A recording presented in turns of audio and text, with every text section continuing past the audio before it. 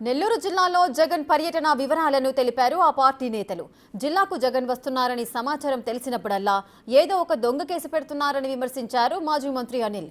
3వ తేదీ PT warrant వేసి బయటకి తీసుకెళ్లినా జగన్ మాత్రం జిల్లాకు రావడం ఖాయమన్నారు.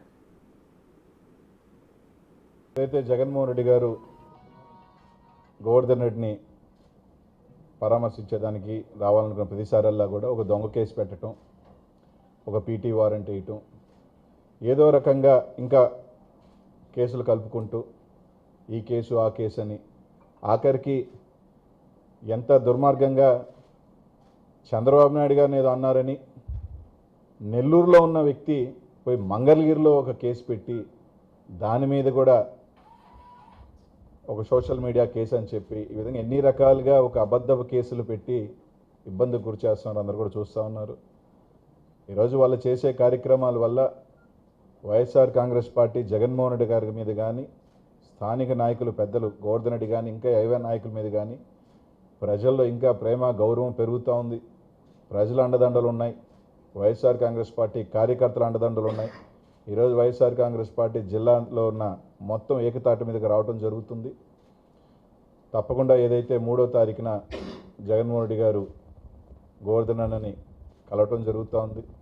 వాళ్ళు ఎన్ని ఒకవేళ ఏదో పీటీ వారెంటేసో ఏ రకంగా గోవర్ధన్ రెడ్డిని అక్కడ లేకుండా చేయాలనుకున్నా కూడా తప్పకుండా రావటం జరుగుతోంది.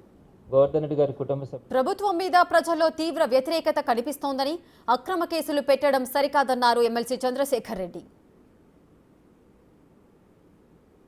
రెడ్డి గారి కుటుంబ సభ్యులకు కానీ, గోవర్ధన్ రెడ్డి గారిని కానీ ఆ రోజు జగన్మోహన్ రెడ్డి గారు స్వయంగా 3వ తారీఖున పరామర్శించడం కూడా జరుగుతుంది. ఇప్పటికైనా తెలుగుదేశం పార్టీ నాయకులు కానీ అందరూ కూడా గ్రహించాలా, ఏ విధంగా అయితే అక్రమ కేసులు పెడతా ఉన్నారో, మాట్లాడుతున్నటువంటి వైఎస్ఆర్సీపీ నాయకులు కార్యకర్తలను ఏ విధంగా అయితే నిర్బంధిస్తూ ఉన్నారో, ఇది జరుగుతూ ఉన్న కొద్దీ వైఎస్ఆర్సీపీ కార్యకర్తల నాయకులతో పాటు ప్రజల్లో కూడా తిరుగుబాటు అనేది మనకు కనపడతా ఉంది. ఎక్కడైనా కూడా తెలుగుదేశం పార్టీ మీద తీవ్రమైనటువంటి ఆ వ్యతిరేకత అనేది ఈరోజు ప్రజల్లో కూడా ఏర్పడింది.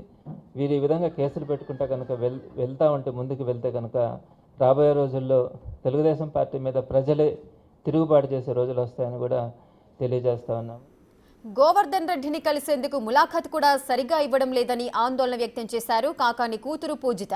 జగన్ వచ్చినప్పుడు నాన్న జైల్లో లేకపోతే ఇంటికి వచ్చి మమ్మల్ని పరామర్శిస్తారని తెలిపారు. ఇప్పుడు చేసే ప్రతి పనికి భవిష్యత్తులో టీడీపీ నేతలు సమాధానం చెప్పుకోవాల్సి ఉంటుందని హెచ్చరించారు.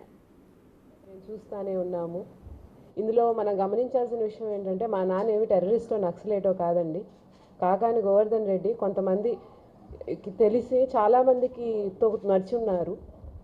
ఆయన ఈరోజు కోర్టుకు వస్తాడంటే కనీసం మాకు ఈరోజు కూడా తెలియపరచట్లేదు.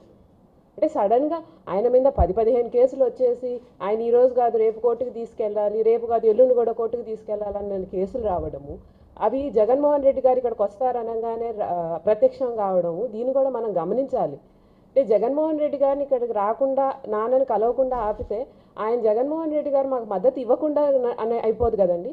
జగన్ అన్న మాకు ఎప్పుడూ తోడుగా ఉన్నారు. అది ఆయన ఇక్కడికి వచ్చినా రాకపోయినా అందరికీ తెలుసు. అట్లాంటిది మీరు ఏం చేయాలని ప్రయత్నిస్తున్నారు ప్రభుత్వం కానీ అధికారులు కానీ? మా నాన్న ఈరోజు ఒకవేళ ములాఖాత్కి మేము అప్లై చేసుకుంటే దొరుకుతారా అనే దానికి ఆ రోజు వరకు మాకు సమాధానం రావట్లేదండి.